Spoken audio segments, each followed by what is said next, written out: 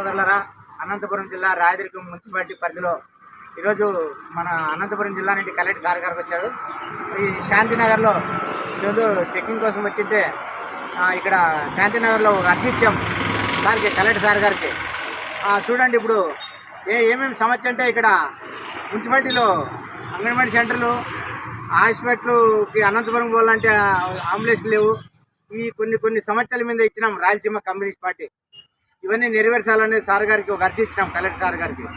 అందుకే Rayalaseema communist party చూడండి, వెనక కూడా కొండ ఉంది, ఇదేలే కనపడుతుంది చూడండి. అది 7 కిలోమీటర్లు ఉంది, దగ్గర 7 కిలోమీటర్లు. ఇంటి స్థలాలు లేవని మన వాళ్ళు పాపం ఎగబారు పోతున్నారు. ఏదైనా వర్షానికి ఏదైనా గిండో లూజ్ అయ్యి కింది జారితే ఇబ్బంది ప్రజలకని దాని గురించి కంపౌండ్ వాళ్ళు నిర్మించాలని మన కలెక్టర్ సార్ గారికి ఒక అర్జీ ఇచ్చాము ఈరోజు. ఇది అంగన్వాడీ సెంటర్లు కూడా ఎక్కడా లేవు కొన్ని వీధుల్లో. దాని మీద మళ్ళా తాగునీరు అనేది ఈ మున్సిపాలిటీకి చాలా ఇబ్బంది. తాగునీరు వర్షాలు రావా, వర్షాలు వచ్చి డ్యాములు నీళ్ళు ఎక్కువై కొట్టుకొని పోతున్నాయి. నీళ్లు కరవు. ఇక్కడ రాయదుర్గంలో మున్సిపాలిటీ పరిధిలో నీళ్లు కరవు.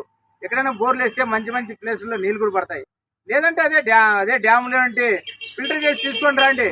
రాయదుర్గం మున్సిపాలిటీకి నీళ్లు కరవ అయితే అని రాయలసీమ కమ్యూనిస్ట్ పార్టీ డిమాండ్ చేస్తుంది. ఇంకా కొన్ని దాని మీద ఇప్పుడేమంటే మున్సిపాలిటీ చూడండి ఎంత లెక్క చూస్తున్నాం. రోడ్డు ఎడన్నా ఒక పాలిస్ రోడ్డు ఉందా? పై అధికారులు వస్తే మాత్రం అడవుడి, లేకపోతే లేదు అని రాయలసీమ కమ్యూనిస్ట్ పార్టీ డిమాండ్ చేస్తుంది. ఒక 5-6 కోణాల మీద మేము అర్జీ ఇచ్చాం కలెక్టర్ సార్ గారికి. ఇవి నెరవేర్చాలని రాయలసీమ కమ్యూనిస్ట్ పార్టీ కోరుతున్నాం.